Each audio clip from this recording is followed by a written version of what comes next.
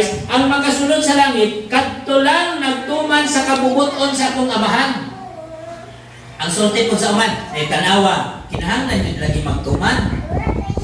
Kung sa nagtuman, magsimba, dili na siya mao. Dili na siya mao. Magampo, dili na ka ng mao ng giingon sa amahan nga magtuman siyang kabubuton.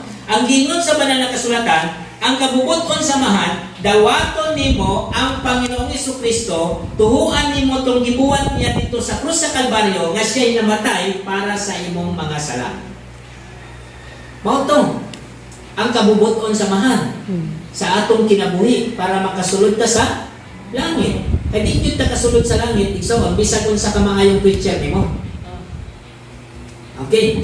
Karon tanaw na to, isa sa mga example gusto na ko hatagag pagtagad dire nga si Bartimeus. Mark chapter 10 46 to 52 sa Marcos. Basahon na ko igsoon, diri na ko hatagag pagtagad ning pagtawag sa Dios. Okay? Klaro gingon sa banal na kasulatan, nawag ka ang Dios, maluwas ka. Karon, ato ning hatagag pagtagad kay basin magkaroon ta og conflict, labi na ang sulat ni Mateo na diin ra ba ang Biblia dili mo hatag kontradiksyon sa mga tao, di ba?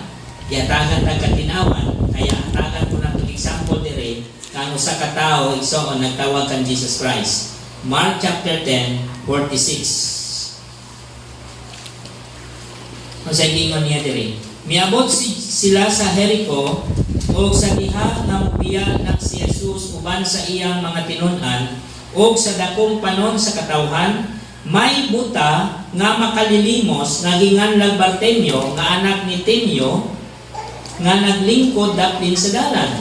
Sa pagkabati niya nga maudi ay kadto si Jesus na taga Nazareth, tanawa, misinggit siya, Jesus, kaliwat ni David, kaluy-i intawon ako.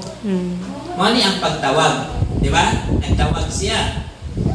Daghan ang nibadlong o nipahilong kaniya, apan misamot hinuon siya pagsinggit. Kaliwat ni David, kaluy-i intawon ako, mihulong si Jesus o miingon, tawag ka siya. Usag itawag nila siya, giingnan nila ang buta, paglipay, tindog, kay kitawag kaniya. O giwakli niya ang iyang kuko, minukso siya o piduol kang Jesus. Namutana si Jesus kaniya, unsay ipabuhat mo kanako? Mitubag ang buta, magtutudlo, gusto unta ako makakita pag-usab. O giingnan siya ni Jesus, lakaw na ang imong pagtuo na kaayo kanimo. Diha nakakita ang buta o miuyog siya kang Jesus. Pansino ninyo? Okay, pagsulti niya kang Jesus, unsay una igsoon niyang nadawat? Naapli dayon niyang mata, naayo dayon sa pisikal, dili. Ang una dayon niyang nadawat, kay nakita ni Jesus nga doon na siya pagtuo, naluwas si Bartimeo. Human siya naluwas, igsoon, dito ang kasunod, diha nakakita ang buta o mikuyog siya kang Jesus. Napansin ninyo? Ulahin na ang iyahang panggawas na ayo. Okay. Ang unang butang pag-abot igsoon sa verse 47, pagkabalo niya nga naa si Jesucristo, ang iyang gibuhat, nisinggit siya. Nagtawag siya. Ang tawag ni Bartimeo, Jesus, kaliwat ni David, kaluy-i intawon ako.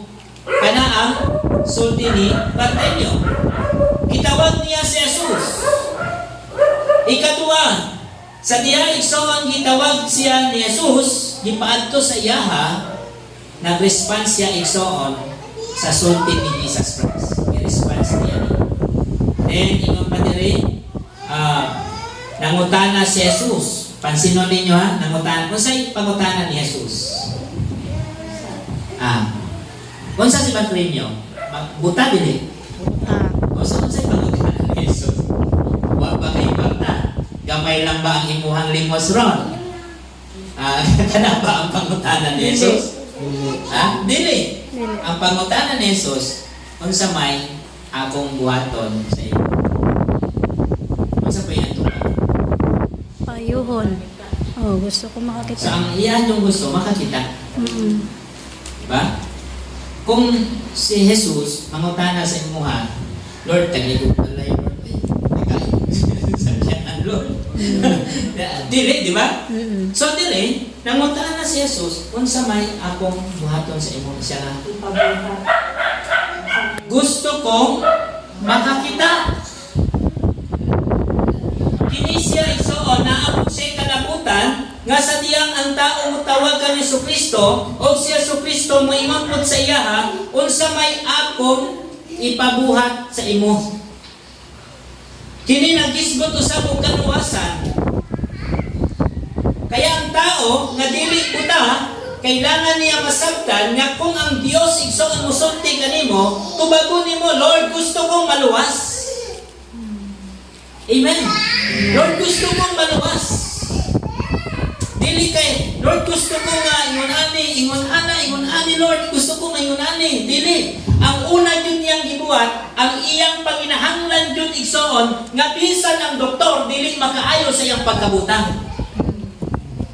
Ang Diyos lang ang pwedeng makaayo. Ang Diyos lang ang pwedeng makatambal. Ang Diyos lang ang pwedeng makatabang. Kaya nga naman, pag-abot sa kaluwasan igsoon, dili makabuhat igsoon ang tao. Dili makatabang ang tao pag-abot sa kaluwasan. Dili po makabuhat ang tao pag-abot sa kaluwasan. Di man siya makaluwas sa iyang kaugalingon. Kaya ang manluluwas ni ingon, unsa may akong ipabuhat sa imuha. Unsa may akong buhaton sa imuha, ang gusto niya makakita. Kay kabalo siya, wa joy tao.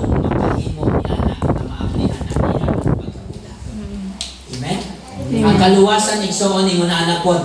Ang kaluwasan igsoon dili jud ni mahimo sa reliyon, dili ni mahimo sa simbahan, dili mahimo sa napulo ka sugo, bisan unsa nimo kabuutan, di mo na kayang luwason imong kaugalingon kay nganuman. Ang nangutana sa ato si Jesus Christ, si Kristo lang ang manluluwas sa ato ang kinabuhi.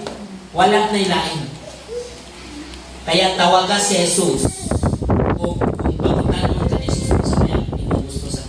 Lord, gusto ko maluwas. Sunod na ng ayuhon na iyang pagkabuta, di ba? Nganong nahitabo ito igsoon? Gumikan sa iyang pagtuo. Ang kaluwasan igsoon dili sa buhat. Ang kaluwasan pinaagi lang yun sa pagtuo. Matunggal mo igsoon ang mensahe sa Dios, matunggal mo ang maayong balita nga si Kristo namatay, gilubong niya na banhaw para sa imuha. Then tuhuin na to, igo na to para sa imuha. Ayaw na tumagi, kay kung dungagan nimo ang kaluwasan, di ka maluwas. Pero kasagaran igsoon istorya, Brad, para maluwas lang sa may itong buhaton. Sa may ito ba? Tuo lang. Matog simbahan. Di ba? Ang mga pinuutan. Di ba? Kasagaran. Mangutanan ko sa inyo ha. Nakabay buutan? Eh, yun naman ginaingon ninyo ng mga pinuutan. Naingon sa Biblia, sa Roma 3:23, ang tanan nakasala o nahilayo sa Diyos. Roma chapter 3 verse 10, walay matarong bisag isa.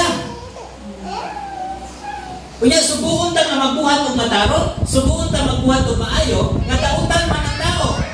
Unang-una igsoon, kailangan nimo madungog ang maayong balita.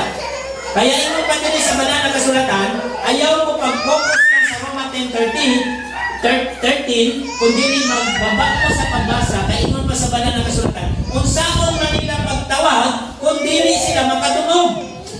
Kung sa may ilahang madungog, ang mensahe may tungod kang Christ.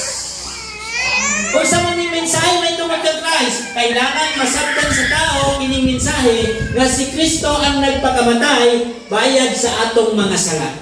Gilansang siya sa cross para sa imuha. Unya sa iyang paglansang sa cross, igsoon, ikuha siya dito og gilubong pag-abot sa tulo ka adlaw na banhaw si Jesus. Kompleto na to ang imuhan ni Kristo. Mao to'y tuhuan sa tao. Mao to'y mensahe nga eksakto jud para sa kaluwasan sa tao. Dili kaluwasan igsoon ka nang magbasa ng Biblia. Di ka maluwas. Kanang mag-ampo ka, di ka maluwas sa pag-ampo. Pero mao na yung ginatundo o mao na yung ginasunod nato sa una. Tama? Tama ba? Kung pangutanon mo para maluwas ka brad sa buhaton, ay maghampo na to sa itong kaugalingon, kay kita rin may makaluwas. Oh, ikaw makaluwas sa imong kaugalingon. Dili, si Yesu Kristo. Si Yesu Kristo. Dili maluwas iksoon si Bartemyo kung wala si Jesus Christ. May pangalan diya. Lagi basta mangoro. Isus nulis.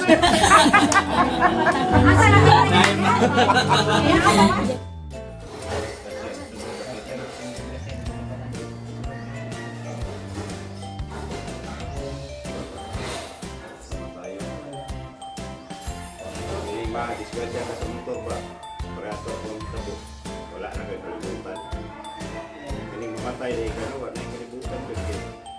Kung nabunan na kung ba? Pagka